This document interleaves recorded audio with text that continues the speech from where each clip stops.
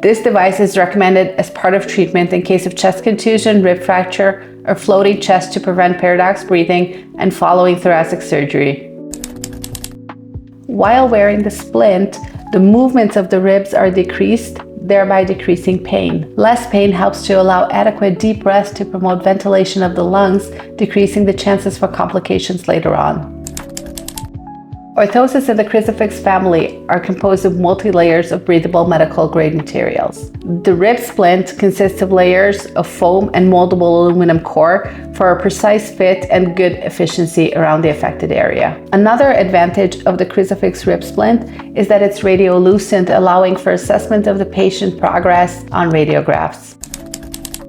The fracture or fractures need to be localized with X-ray before application of the splint. Patient should be in a sitting or standing position, preferably not lying down when the splint is applied. Patient should assume a straight posture as much as possible. Good posture aids proper application of the splint. Skin should be void of hair and degreased before application of the splint. Pre-formation of the splint should be done on the non-injured side of the chest. Adjust the arrow-marked surface of the splint to the chest so that the direction of the arrow follows the ribs. Pull off the paper cover sheet marked with the arrow from the arrow splint surface. Apply the splint to the fractured region while the patient exhales. The splint has to bridge the fractured area.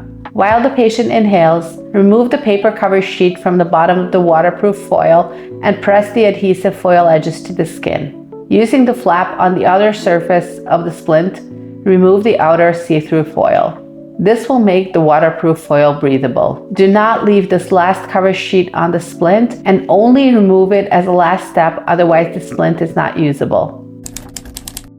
The length of treatment depends on the type and severity of the injury and how long the patient suffers from symptoms.